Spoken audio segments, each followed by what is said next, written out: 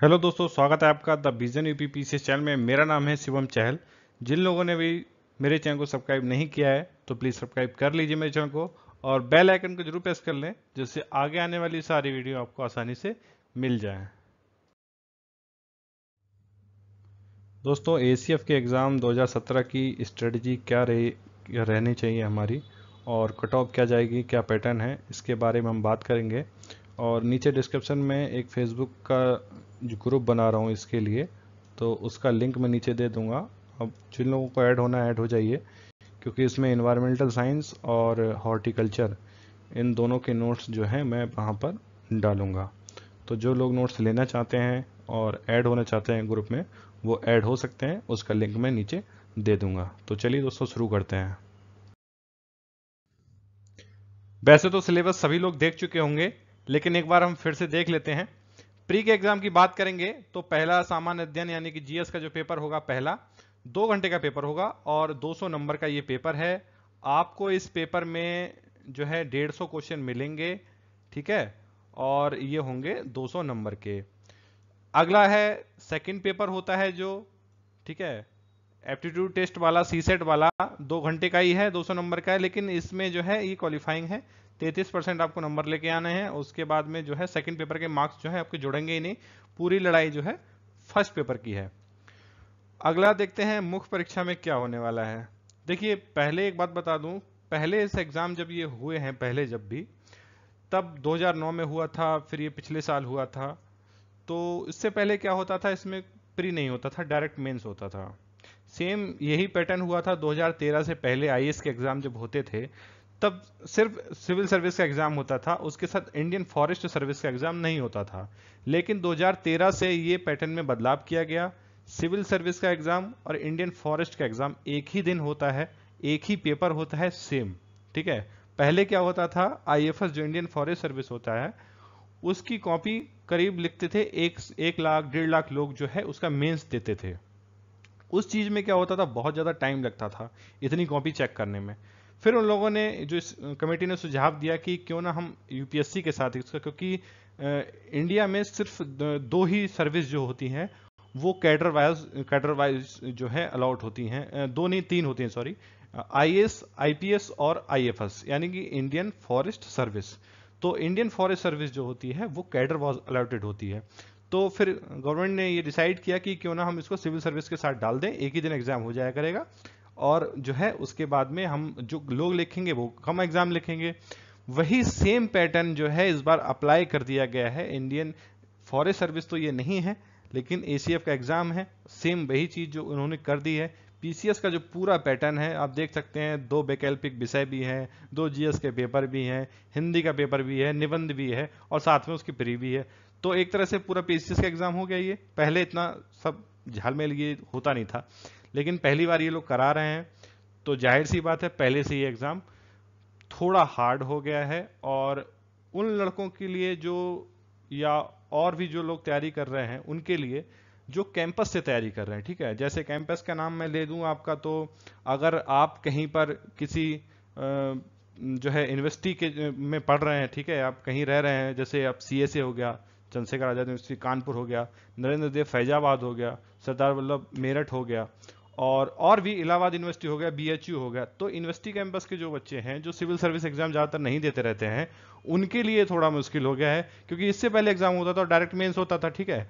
तो वो लोग अगर जीएस में इतना कुछ नहीं कर पाते थे, तो लेकिन उनका मेंस जो होता था, वो ऑप्शनल जो लोग लिखते थे वो एकदम सॉलिड लिखते थे।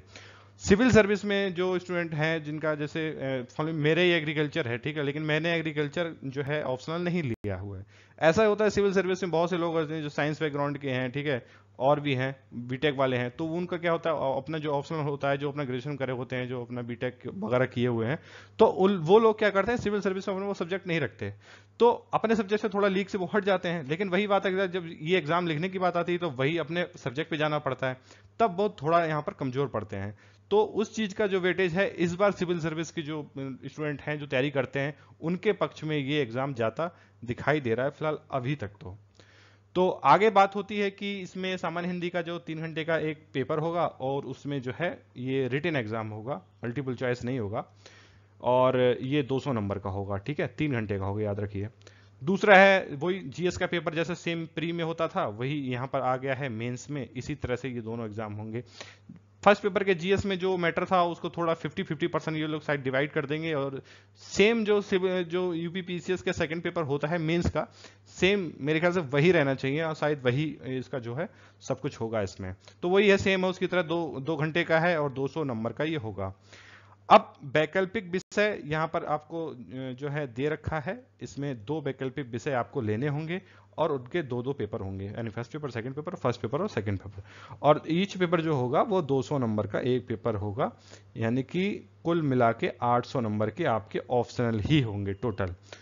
तो यहाँ पर सारी चीजें जो मिल जाती हैं अगर मेंस तक, तो ये हो जाता है मेंस का जो है 1400। प्री के मार्क्स जुड़ते नहीं है, प्री की कट ऑफ जो बनेगी 200 नंबर की वो अलग रहेगी। उसके बाद मेंस का जो टोटल है वो 1400 है। उसके बाद 150 नंबर का इंटरव्यू होगा, और उसको अगर हम जोड़ देंगे तो ये पूरा टोटल ग्रांड टोटल जो पहुंच जाता है वो पहुंच जाता है 1550। अगला है, हम फर्स्ट पेपर का जो सिलेबस को देख लेते हैं कि राष्ट्रीय और अंतर्राष्ट्रीय महत्व की घटनाएं यानी कि करंट जो पूछा जाएगा, इंडियन हिस्ट्री होगा, ठीक है, और इंडियन ज्योग्राफी एंड जो वर्ल्ड ज्योग्राफी, आपका पॉलिटी पूछेगा, इकोनॉमी भी आएगा, पर्यावरण भी आएगा, ठीक है, और जो जनरल साइंस होती वो भी पूछी जाएगी, ठीक है। ये रहेगा आपका फर्स्ट पेपर जीएस का जो होगा उसमें। इसमें आपका ज्योग्राफी में आप देख सकते हैं ये इकोनॉमिक ज्योग्राफी भी रहेगा, और भारतीय राजनीति वही पॉलिटी आ जाएगा, इकोनॉमी भी है, पर्यावरण भी है, ये पूरा दिया हुआ है कि साइंस में जो हम पूछेंगे वो क्या क्या पूछेंगे। एक बार सिलेबस आप देख लीजिए।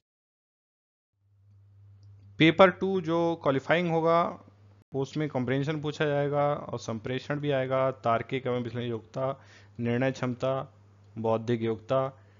10th तक का जो है मैथ पूछा जाएगा आपसे, और 10th की ही इंग्लिश और 10th की ही हिंदी पूछी जाएगी इसमें, लेकिन ये पेपर क्वालिफाइंग है, इसकी इतनी इंपॉर्टेंस नहीं है। दोस्तों अब बात आती है सबसे इंपॉर्टेंट सब्जेक्ट की। 800 नंबर का जो है सब्जेक्ट ही सब्जेक्ट होगा। दोस्तों इसमें जिसने बाजी मार ली उसने एग्जाम मार लिया, ये तो कंफर्म है एकदम से, ठीक है। तो ये बहुत ज्यादा इंपॉर्टेंस रखेंगे।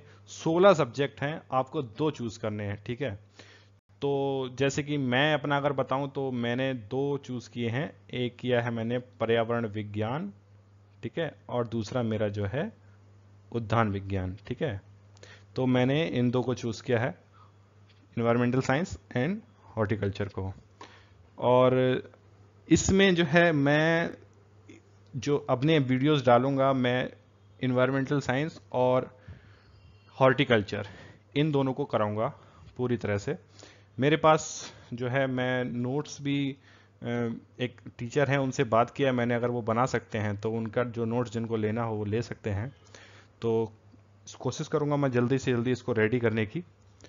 उसके बाद में आप देख सकते हैं कृषि विज्ञान, एग्रीकल्चर है, एग्रीकल्चर इंजीनियरिंग है, ठीक है, और वनस्पति विज्ञान है, रसायन विज्ञान है, रसायन इंजीनियरिंग है, सिविल इंजीनियरिंग है, वानिकी है, और भू विज्ञान है, मैथ है, यांत्रिक इंजीनियरिंग है, भौतिकी है, सांख्यिकी है, प्राणी विज्ञान है, और पशुपालन है, उद्यान विज्ञान। देखिए मोस्ट ऑफली मैं आपको एक बात बता दूं, पहले क्या होता था इस एग्जाम में, अब तक जो एग्जाम होते थे, एनिमल एंड हस्बेंड्री जो है इसमें पशुपालन एवं पशु चिकित्सा वगैरह ये जो सब्जेक्ट है ये नहीं होता था, ठीक है, ये नहीं होता था, और ये पहली बार डाला गया है, और ये बहुत ज़्यादा दुखदाई होने वाला है सभी के लिए, क्योंकि जो लोग डिग्री लेते हैं वेटरनरी की वो लोग बहुत मेहनत करते हैं, ठीक है, वो ऐसे नहीं उनका हो जाता है डिग्री कंप्लीट। वो लोग अपना 4 साल 5 साल जो उनको लगता है वो बहुत ज़्यादा मेहनत करते हैं उसके ऊपर, और वो सारी चीज़ें एकदम वो मतलब घोट के आते हैं वहाँ से। जब डिग्री उनके हाथ में आती है तब उनको एक एक चीज़ पता लग जाती है, ठीक है। तो उनका एकदम रेडी है ये, और वो लोग फॉर्म भर चुके होंगे, वो लोग एकदम रेडी हैं एग्ज़ाम देने के लिए। तो इस साल जो इसका जो कट ऑफ है वो भी मेंस का कट ऑफ है जो हाई जाने वाला है, और बहुत अच्छा कंपटीशन इसमें मेंस में होने वाला है इस बार, सिर्फ ये जो है वेटरनरी डलने की वजह से, क्योंकि वेटरनरी जब तक नहीं होता था तब तक इसमें इतना हार्ड एग्जाम नहीं था। लेकिन वेटनरी होने की वजह से वेटनरी के अच्छी खासी स्टूडेंट होते हैं और वेटनरी लेंगे वो, और दूसरा मेरे जहाँ तक वो एंथ्रोपोलॉजी ले सकते हैं। एंथ्रोपोलॉजी यानी वही प्राणी विज्ञान में जा सकते हैं। तो गणित हो गया, ये भी एक अच्छा सब्जेक्ट है, वानिकी भी एक अच्छा सब्जेक्ट है। फिलहाल मैं अगर सलाह आपको दूंगा सब्जेक्ट चूज़ करने की, तो आप हॉर्टिकल्चर और इन्वायरमेंटल साइंस में से एक अगर चूज़ करे होंगे तो ये ज़्यादा अच्छा रहेगा। दोस्तों तैयारी कैसे करें, इसके लिए मैं प्री में जो है वो आपको मैंने जो एक वीडियो बनाई थी उसका लिंक मैं नीचे डिस्क्रिप्शन में आपके लिए डाल दूंगा। प्री की आप टेंशन ना लें, अगर आप वहाँ से जो है तैयार कर लेंगे तो प्री आपका एकदम से तैयार हो जाएगा और आप जो है आराम से पीटी निकाल सकते हैं। ठीक है, अच्छा कंपटीशन होगा पीटी में, ये तो आपको ध्यान में रखना ही चाहिए। तो पीटी पे भी आपको ज़्यादा फोकस रहना है। दूसरा है सब्जेक्ट हैं, तो सब्जेक्ट 2 ऑप्शनल रहेंगे तो उनको बहुत अच्छे से आपको तैयार करना है। ठीक है, शॉर्ट नोट्स बनाएं उनके जितना से ज़्यादा हो सके आप, जो भी, लेकिन जो भी आप सब्जेक्ट लें उसके शॉर्ट नोट्स बनाएं ज़रूर, क्योंकि रिवीजन के लिए बहुत फ़ायदा होने वाला है उससे। तो यही है, बाकी जो वीडियो रहेगी वो नीचे मैं इसके डिस्क्रिप्शन में डाल दूंगा, वो आप वहाँ से देख लेना कि पीटी प्री का जो है कैसे देखना है, और मेंस का जो है मैं ऑलरेडी बता चुका हूँ। आगे देखते हैं दोस्तों। अब मेन बात आती है कि भाई एग्ज़ाम में कट ऑफ क्या जाने वाला है, और उसके बाद में जो है मेंस के लिए कितने लोग जाएंगे। तो प्री की अगर कट ऑफ मैं देखूं तो आपको 150 क्वेश्चन टोटल होंगे। 150 में से आपको 105 क्वेश्चन सही करने हैं, जो आपका नंबर होता है 140। ये मेरे ख्याल से हाईएस्ट मार्क्स है। आप इतना मार्क्स लेके आइए, आपका प्री जो है 100% जरूर निकल जाएगा। अब कट ऑफ जो है इससे कम भी जा सकता है, मैं ऐसा नहीं कह रहा कम नहीं जाता है, लेकिन 70% जो मार्क्स होता है वो किसी भी एग्जाम के लिए बहुत बढ़िया होता है। आप 70% नंबर लेके आइए, आपका प्री नहीं रुकेगा, ये तो कंफर्म हो जाइए। तो इसीलिए मुश्किल नहीं है, आप मेहनत करेंगे बिल्कुल। अभी काफ़ी टाइम है, एग्ज़ाम अभी है नहीं इसका, करीब 3 महीने लग जाएगा इसका प्री होने में अभी। तो अभी तो फॉर्म ही भर रहा है इसका। तो 105 क्वेश्चन जो है आपको सही करने हैं, जिससे आपके नंबर हो जाएंगे 140। वो अप्रोक्सीमेटली 139 समथिंग बन रहा है, जाके एक टोटल मान लीजिए 140 जो नंबर है उससे हमें एबव ही रहना है, उससे कम हमें नहीं जाना है। अब बात आ जाती है, जहाँ तक मुझे लगता है 80,000 बच्चे जो हैं इस बार प्री में बैठने वाले हैं, इसमें 80,000 अप्लाई जरूर करेंगे। वेटनरी जुड़ने की वजह से बहुत ज़्यादा बच्चे इसमें, मेरे ख्याल से पिछले साल जो बच्चे बैठे थे इसमें सिर्फ शायद 45,000 बैठे थे। तो इस बार जो बढ़ने की वजह है वो वेटनरी साइंस, जो वेटनरी की डिग्री वाले जो स्टूडेंट अप्लाई करेंगे, जो इस बार हो गए हैं एलिजिबल, तो उनकी वजह से ये संख्या बढ़ने वाली है।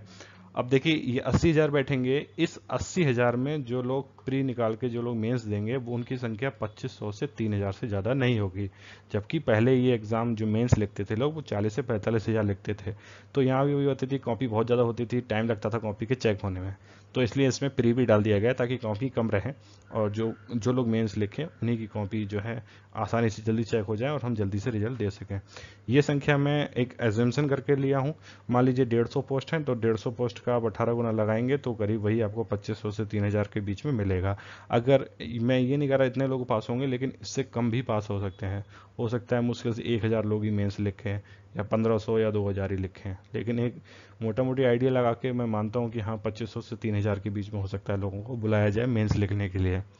तो ये रहेगा आपका स्ट्रेटजी जो कट ऑफ का, और उसके बाद कितने लोग मेंस लिखेंगे। ये जिन लोगों ने फॉर्म भर दिया है वो लोग अब अगर एक टारगेट बना के अपना अभी से शुरू होंगे तो उनके लिए ज़्यादा बड़ी बात नहीं है इसको क्रैक करना। ऑप्शनल 2 मैंने बताया था, हॉर्टिकल्चर और इन्वायरमेंटल साइंस, वो मैं कराऊंगा। उसके नोट्स अगर मुझे मिल जाएंगे तो वो भी मैं देखता हूँ आपको कैसे प्रोवाइड कराना है। तो इसके बाद मैं एक फेसबुक का ग्रुप जो होगा जो मैं बना रहा हूँ, इसकी लिंक नीचे दे दूंगा, उसमें आप लोग ऐड हो जाइए जिसको भी ऐड होना है। चलिए दोस्तों, इस वीडियो में इतना ही। Thank you.